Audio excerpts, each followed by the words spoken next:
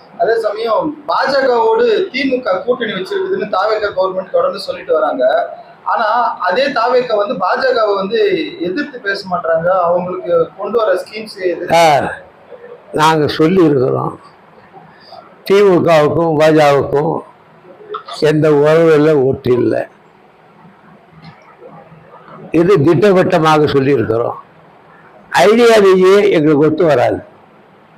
எங்களுடைய கொள்கை மரபு வேறதா வேற ரெண்டு ஒத்து வராது. அரசியல் அளவிலாவது உள்படுமா என்றால் அதுவும் எங்களுக்கு சரியா பண்ணல. ஏன்னா அவங்க ஒரு காலரில் அரசியல் எடுத்தாராங்க. அது எங்கள் ஆட்சிகளே எனக்கு பிடிக்காது, எங்களுக்கு பிடிக்காது. அதனால ஆனால் ஒருத்தர் நான் சட்டமன்றத்திலும் நான் மத்திய சர்க்காரை ஒத்து போவேன், இங்கே நேற்று சுதந்திரம் நான் ஒத்து போவேன் என்று மேல் விழுந்து விழுந்து விழுந்து இவர்கள் ஆதரிக்கிறார் என்றால் யார் பாஜகவோடு போவார்கள் அல்லது யாருக்கு யார் பாஜக பின்னாலே நிற்கிறது என்பதுதான் அர்த்தம். அதே சமயம் ஒரு கூட்டத்துல மல்லிகார்ஜுன கார்கே டெல்லியில கலந்துகிட்டாரு. அவர் போனதுக்கு அப்புறமா பாஜக காரங்க அந்த இடத்த கிளீன் பண்ணி பூஜை எல்லாம் பண்ணியிருக்கிறாங்க.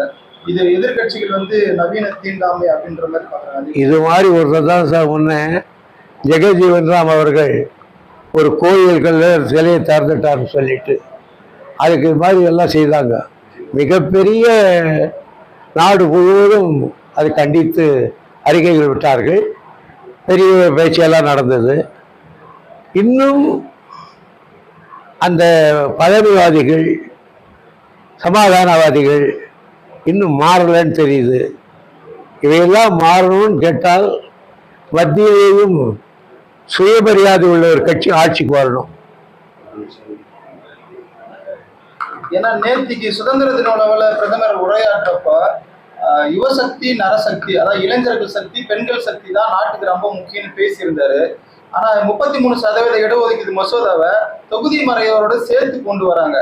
அப்படி பார்த்தா மகளிர் அவங்க மறுக்கிறாங்கன்ற மாதிரி எதிர்கட்சிகள் குற்றச்சாட்டு வைக்கிறாங்க. போராடின இளைஞர்கள் மீது டெல்லியில தாக்குதல் நடந்த பார்த்திருப்பீங்க. அப்படி இருக்கும்போது இவர் எப்படி யுவசக்தி நரசக்தி பத்தி பேசுறீங்க? இது வந்த வெளியில முழு வந்த பிறகு சொல்றோம். பாஜக தலைவர் நயினார் நாகேந்திரன் அவர் வந்து முதல்வரோட அம்மா குறித்து தவறாக பேசியிருக்கிறாரு. ஸோ இந்த பெண்கள் சம்பந்தமா தொடர்ச்சியா அந்த பேசுறது எப்படி பாக்குறீங்க? முதல்வராவை காணும்னு சட்டமன்றத்துல வந்து விஜய் கேட்டாரு. அப்பாவை காணனாக்கா அப்பா யாருன்றது அம்மா கிட்ட தான் போய் கேட்கணும் அப்படின்னு நயினார் நாகேந்திரன் பேசியிருக்காரு. அது பெரும் சர்ச்சையை கிளப்பிருக்கு. நான் படிக்கல. நயினார் நாகேந்திரன் அப்படி பேசக்கூடியவர் அல்ல. கொஞ்சம் நிதானமான சுபாவம் உள்ளவர். ஆனால் செயலிடம் அப்படி இருக்கணும் என்னவோ தெரியல.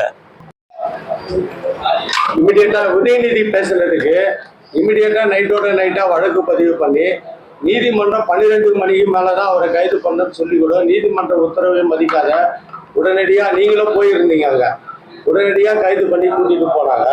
இப்ப நயினார் நாகேந்திரன் பாஜகன்றதுனால இவ்வளவு பேசி அவர் மேல கை வைக்கிறதுக்கு தாவேக அரசு மத்திய அரசுக்காக பயப்படுதா இல்ல தயக்கம் காட்டுதா? சட்டம் எல்லாருக்கும் ஒண்ணு தானே. உதயநிதி மேல பாய்ந்த நடவடிக்கை ஏன் நயினார் நாகேந்திரன் தொடர்ந்து சர்ச்சைக்குரிய பேச்சா பேசிட்டு வரும்போது அவர் மேல பாய மாட்டேங்குது? தாவேகா பயப்படுதா? பத்திரிகைக்காரர்களுடைய இந்த குமரலை நான் முதலமைச்சர் ஜோசப் விஜய்க்கு அர்ப்பணம் செய்கிறேன். தயக்கம் இருக்குதுன்றீங்களா ஐயா? பாஜக அட்டாக் பண்றதுல தாவேகாவுக்கு தயக்கம் இருக்குதுன்னு சொல்றீங்களா? பாஜக அட்டாக் பண்றதுல எங்க பண்றாங்க சார்? நான் தான் ஒத்து போறேன்றாரு. அது எங்க இருந்து போயிட்டாரு? மத்திய சர்க்காரு ஒத்து போவேன்னு சொல்லிட்டாரு. அதுக்கப்புறம் என்ன அட்டாக் பண்றது? நீங்க நான் உனக்கு பல்லக்கு தூக்குறேன் அப்படின்னு சொல்லிட்டான். அதுக்கப்புறம் என்னத்துக்கு பண்ணுவான்? பல்லக்கு தூக்குற ரெடின்ட்டாரு. அதுக்கப்புறம் யாரை போய் அடிக்கிறான்? நயினார் நாகேந்திரன் மீது கை வைத்தால் இந்த ஆட்சியை ஒரே நாளில் மத்திய அரசு முடிவு கொண்டு வந்து விடும். அதனால கை வைக்க அதான் சொல்லிட்டு கொண்டு அடிச்சு கொல்லப்பட்டா அதுக்கு வந்து சட்டசபையில கல்வித்துறை அமைச்சர் என்னன்றாரு, அது வந்து அவங்களுக்குள்ள இருந்த கேங் வார்லனா தான் அடிச்சு இது பண்ணாங்க அப்படின்னும் போது அந்த பெத்த தாய் என்ன சொல்றாங்கன்னா, கல்வித்துறை அமைச்சர் வந்து தவறா சொல்றாரு, எங்களுக்காக குரல் கொடுத்தது உதயநிதி தான் அவர் வந்து எங்களுக்கு இதுக்கு ஒரு நல்ல தீர்வை எடுத்து காட்டணும் அப்படின்னு சொல்லியிருக்காங்க. தொடர்ந்து அதே போல பார்த்தீங்கன்னா திருவள்ளூர்ல ஒரு அன்றைக்கு மறுநாளே அரசு பள்ளி மாணவன் கொலை செய்யப்படுறான். தொடர்ந்து இந்த மாதிரி கல்லூரி மாணவர்கள் படுகொலைகள் நடக்குது. தமிழகத்தில் சட்டம் ஒழுங்கு எப்படி இருக்குன்னு பாருங்க. பொதுவாக எந்த கட்சியிலே சேராதவர்களை இந்த கேள்வி கேட்டீர்களானால் சட்டம் ஒழுங்கு சரி இருக்குன்னு சொல்ல மாட்டார்கள். காரணம், பத்திரிகை புரட்டினால் ஒரு பக்கத்துக்கு 4 கொலை, 4 பாலிய பலாத்காரம், இதோடு பத்திரிக்கை முடிஞ்சு போச்சு. அதுவும் இவங்க மாலை முடிச்செல்லாம் இந்த செய்தியோடு க்ளோஸ், 4 பக்கத்தில் 2 நிமிஷம் படிச்சு விடலாம். அப்படிப்பட்ட செய்திகள் பத்திரிகையில் நிரம்பி வழிகிறது சட்ட ஒழுங்கை பற்றி இந்த நாட்டில் நடக்கிறது. ஆனால் அதை பற்றி அக்கறை எடுத்துக் கொள்வதில்லை. கோஷ்டி மோதாலே இருக்கட்டும், அப்படி என்றால் ஒருத்தர் அடித்துக் கொள்வது சரியா? யாரா இருந்தாலும் எந்த மோதலாக இருந்தாலும் சட்டப்படி நடவடிக்கை எடுப்பு என்றுதான் சொல்ல வேண்டும். அது கோஷ்டி மோசல் என்றால் அப்படின்னா விடுவிடுவீங்களா? கோஷ்டி மோசல்னா இதுவரை எத்தனை பேர் கைது பண்ணியிருக்கீங்க?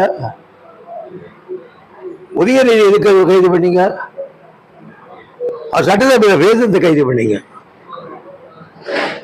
அதுவே தப்பு. பப்ளிக் வீட்டில் பேசுறதுக்கு அதுவே தப்பு, காரண காரியம் இல்லாமல் சார் பண்ணீங்க. ஆனால் கோஷ்டி மோதல்னு சொல்ற எத்தனை மாணவர்கள் இல்லைங்க? அதே மாதிரி திருவற்றியூர்ல வந்திருக்கு. ஒரு நாள் தவறாம இன்னைக்கு தான் காட்பாடிக்கு வந்தேன் நான். இந்த காட்பாடியில் 3 கொலை நடந்திருக்கு. நார்த் இந்தியன்ஸ் வேலை செய்கிறாங்க இல்லையா, அவனை ஒருத்தர் அடிச்சு போட்டாங்க. இன்னொரு பையனை வந்து வெட்டி போட்டுட்டாங்க. இன்னொரு பையன் வந்து கடத்தின்னு போய் கொண்டுட்டாங்க. 3 கொலை இங்கே நடந்திருக்கு. என்னுடைய இந்த 10 வருஷ காலத்தில் நான் என் தொகுதியில் 3 கொலை நடந்ததாக சரித்திரமே கிடையாது. ஆகையினால போலீஸுகளுக்கு முழு பவர் கொடுத்துருக்காங்களா இல்லையான்னு தெரியல. சட்ட ஒழுங்கு என்பது முதலமைச்சர் கையில் இருக்கிற ஒன்று. அவர் இதை எப்படி எடுத்துக்கிறாருன்னு எனக்கு தெரியல. ஏன்னு கேட்டால், முதலமைச்சராக இருக்கிறவர் சட்ட ஒழுங்கு கையில் வச்சிருக்கிற மந்திரி ராத்திரி தூங்க முடியாது, பகல் தூங்க முடியாது. 24 மணி நேரமும் மெசேஜ் பண்ணிக்கணும். ராத்திரியில் கூட 12 மணி தான் தூங்கலாம். அதான் முதலமைச்சர். கலைஞர் அப்படி தான் சொல்லுவார் எங்களுக்கு. முதலமைச்சர் எந்த நேரத்திலும் ராத்திரி பூரா மெசேஜ் பண்ணணும், உடனே இமீடியட் ஆக்ஷன் பண்ணலாம். இது மாதிரிலாம் பண்ணுறதுக்கான போடுது. அதனால சட்டம் ஒழுங்கு இந்த ஆட்சியில் சட்ட ஒழுங்குக்கு லாஸ்ட் காஃபியில் வந்து மகிழ்ந்த மாதிரி அதுக்கு சவ அணிக்கு கடைசி அணி அடிக்கப்படுற மாதிரி தான் இருக்கு.